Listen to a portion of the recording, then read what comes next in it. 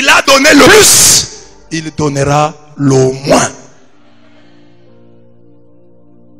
C'est ça, Golgotha. 2-1. Tout est accompli. Si Dieu est pour nous, qui sera contre nous? Lui qui n'a pas épargné son propre fils, mais l'a livré pour nous tous. Comment avec lui ne nous accordera-t-il pas toute faveur? Il nous a déjà donné son fils. Son fils unique. Puisqu'il nous a donné son fils unique, que va-t-il nous refuser? Romains 8, 31 à 32. À Golgotha, il nous a donné son fils unique. Que va-t-il encore nous refuser? Le Golgotha, ou mont du Calvaire, nommé aussi lieu du crâne, était une colline située dans l'Antiquité, à l'extérieur de Jérusalem, sur laquelle les Romains attachaient les condamnés à mort sur un poteau. Il est connu pour être le lieu où Jésus a été condamné à mort, d'après les évangiles. Il a 738 mètres d'altitude. Sur la croix au Golgotha, Jésus a dit, tout est accompli. Jean 19, 30. Tout est accompli. Tout est accompli. En disant cela, il affirmait qu'il était l'accomplissement, l'achèvement de Moria. À Moria, Abraham a levé la main, a levé le couteau pour tuer Isaac. Est-ce qu'il a tué? Est-ce qu'il a tué? Dieu l'a arrêté. Dieu l'a arrêté. Ce qui avait été arrêté à Moria sera continué à Golgotha, sera accompli à Golgotha. C'est pourquoi il dit, tout est accompli maintenant. Ce qu'Abraham n'a pas pu faire à Golgotha, Dieu lui-même l'a fait pour son fils. Si à Moria, le fils unique d'Abraham a été simplement ligaturé, au calvaire, le fils unique de Dieu a été immolé. C'est Dieu qui va au-delà. C'est Dieu qui fait plus. Il veut être celui qui dans ta vie fait toujours le plus. Toi viens avec le peu, lui fera le beaucoup. Toi viens avec le moins, c'est lui qui fera le beaucoup. Il faut donc que tu sois devant lui, conscient de cela, que tout ce que nous faisons pour lui fait partie toujours du peu, du moins, et c'est Dieu qui fait le plus. Dis à Dieu, c'est toi qui fais le plus. Quoi que je fasse, c'est toi qui fais le plus. Je peux monter, descendre, c'est toujours toi qui fais le plus. La grande part, c'est toujours toi qui l'as fait. Je peux rester à la messe des heures et des heures. Je n'ai rien fait, car le souffle, c'est toi qui me l'as donné. La force, c'est toi qui me l'as donné. Oui, l'intelligence, c'est toi qui me l'as donné. L'attention, c'est toi qui me l'as donné. Tu es le Dieu qui fera toujours le plus et le mieux pour moi. Et moi, je serai là pour te donner tes miettes. Oui, tout ce que je t'offre sont des miettes. Vu ta grandeur, vu l'immensité de ta gloire, l'immensité de ta gloire, tu es grand et tout ce que je fais pour toi est insignifiant. Amen. Amen. Tout est accompli, c'est-à-dire ce qui a été commencé à Moria, qu'Abraham n'a pas pu achever, Dieu l'achève lui-même. Dieu dit, laissez-moi faire, que moi je vous offre mon fils. Moi je vais vous offrir mon fils. Abraham, toi tu n'as pas de fils à m'offrir. C'est moi qui offre le fils. C'est moi qui vais vous donner l'agneau. C'est moi qui pourvoira l'agneau. Toi Abraham offre le bélier. L'agneau, c'est moi qui y pourvoira. Voilà pourquoi quand Jésus vient, Jean-Baptiste dit, voici l'agneau de Dieu qui enlève le péché du monde. C'est de cette manière, en mourant ici à Golgotha, qu'il a pris nos infirmités et s'est chargé de nos maladies. Ce transfert merveilleux qui s'est effectué à Golgotha est l'arc-en-ciel qui arrête tous les déluges, toutes les pluies diluviennes. À Golgotha, Dieu a effacé au détriment des ordonnances légales la cédule de notre dette qui nous était contraire. Il l'a supprimée en la clouant à la croix. Il a dépouillé les principautés et les puissances et les a données en spectacle à la face du monde en les traînant dans son cortège triomphal. Colossiens 2, 14 à 15. Donc il y avait une décharge. Comme si en péchant, chaque fois nous avons écrit une décharge. J'accepte que j'ai péché et que je mérite la condamnation. J'accepte que j'ai péché et je mérite l'enfer. J'accepte que j'ai péché et je mérite la damnation éternelle. Cette décharge-là, cette cédule-là de notre dette était là et nous accusait. Avec tout ce que tu as commis comme péché, avec tout ton passé lourd et pécamineux, tous les péchés étaient inscrits là-bas.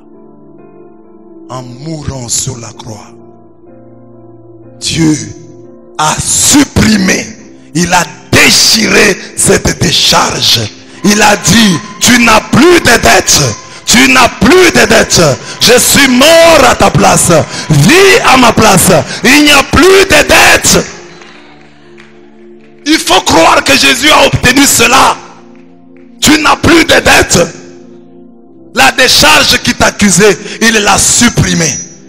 Tant que Christ a été crucifié, tant que nous avons en mémoire que Christ est mort pour nous, voilà l'essence de nos croix. Ce n'est pas que Christ est resté à la croix. Ça signifie que ça s'est passé. Cet événement-là marquera pour toujours l'histoire de l'humanité. Jésus est mort sur la croix. Les mains levées de Jésus sur la croix. Tant que le mystère de la croix sera réel, ta victoire aussi sera réelle. Tu vaincras dans la vallée où tu te trouves. La force n'est pas dans ta main. La force n'est pas dans la main qui tient l'épée. La force est dans la main qui est levée sur la croix. La main qui est clouée sur la croix. C'est de là que vient la force que tu sens dans ton bras. Elle vient de la croix. La croix est la source de la force qui est en toi. Quand tu donnes un coup à l'ennemi, l'ennemi tombe. Ça ne vient pas de toi, ça vient de la croix.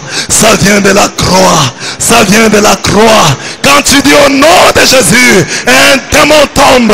Ça ne vient pas de tes mains, ça vient des mains levées de Jésus. Les mains de Jésus clouées à la croix, ce sont ses mains, plus que les mains de Moïse, qui te donnent la victoire. Ces mains-là, cet événement historique, personne ne peut l'oublier, personne ne peut le supprimer, personne ne peut l'abroger. Les mains sont là, levées, elles sont le secret. Oh, la source de ta victoire. Les mains levées de Jésus. Et Golgotha, c'est Rephidim, revu, corrigé, augmenté, amélioré. Les mains de Jésus. C'est pourquoi un chrétien doit toujours avoir dans sa maison la croix. Pour voir. Et pourquoi nous les catholiques, nous nous signons. C'est une manière de dire, si je n'ai pas la croix, je la fais sur mon propre corps. Parce que j'ai dit, c'est ici, sur la croix, que tout s'est accompli. Si dans ma vie aujourd'hui, les sorciers ne réussissent pas, c'est parce qu'il y a eu la croix. Si dans ma vie aujourd'hui, ils essayent depuis des années à m'avoir, ils ne m'ont pas encore eu, c'est grâce à la croix. Si ma femme, mon mari tient encore aujourd'hui, c'est parce qu'il y a eu la croix. Si mes enfants sont en train de grandir, c'est le fruit de l'œuvre de la croix. Tout ce que j'ai comme bénédiction, sointe de la croix. Sointe de la croix. Trouve sa source dans la croix. Tout est accompli sur la croix. Jésus crucifié et ressuscité est en perpétuelle intercession à la brèche. Nous combattons donc dans la victoire. Car le score est déjà connu. Il y a plus de 2000 ans. Nous combattons dans la victoire. Le score est déjà connu il y a plus de 2000 ans. Mes bien-aimés. Il a gagné. C'est comme quelqu'un qui regarderait le match. Tu es fanatique de Paris Saint-Germain. Et tu regardes le match. Messi marque par penalty. Et tu commences à t'inquiéter. Barcelone va nous battre. Toi, tu connais le score. C'est le Paris Saint-Germain qui a gagné. 4 buts à 1. Même si Messi marque, tu sais que c'est une rediffusion. On ne marque pas un deuxième but lors de la rediffusion. Le diable a déjà été vaincu. Quand on croit à l'œuvre de la croix, quand on voit des choses devant soi, on dit, Satan, il y a 2000 ans, tu as déjà été vaincu. Tu trompes. Ça c'est une rediffusion. Tu ne marqueras pas. À Golgotha, tu n'as pas marqué. Tu ne marqueras pas dans ma vie. Pour marquer dans ma vie, il faut avoir marqué à Golgotha. Comme à Golgotha, tu n'as pas marqué, tu ne marqueras aucun but dans ma vie. Quelles que soient ces grimaces, quels que soient ces gestes, même s'ils s'approchent du rectangle fatal, tu as l'impression qu'il ne marquera pas. Il ne marquera pas. Il n'a pas marqué à Golgotha. Il ne marquera pas dans ta vie. Et ça, c'est une question fondamentale. Tu crois à l'œuvre de la croix. Tu chantes que tout est accompli. Lorsque quelqu'un tombe malade, tu perds les repères. Tu commences à déplacer les langages. Tu commences à dire des choses. C'est que toi-même, tu ne crois pas en l'œuvre de la croix. Quelqu'un qui croit en l'œuvre de la croix, qui dit que Jésus sur la croix a dit tout est accompli. Je suis là, j'étais ceci, je commence à perdre, je vois des problèmes. C'est moi le premier optimiste. Je vais dire aux gens, Jésus a vaincu. Vous verrez, ça c'est le baroud d'honneur du diable. Mais ça ne va pas aboutir. La victoire là est là, mais il faut la prendre et l'appliquer. C'est comme une application. Tu as acheté un téléphone, mais il faut mettre une application à l'intérieur. C'est-à-dire, il y a une application nommée Victoire de Golgotha. Mais il faut la mettre dans ta vie. Elle est là. Quand tu as seulement WhatsApp, tu as seulement c'est pas quoi. Prends ça et mets dans ta vie. L'application Victoire de Golgotha. Mets ça, pas dans ton téléphone, mais dans ta vie.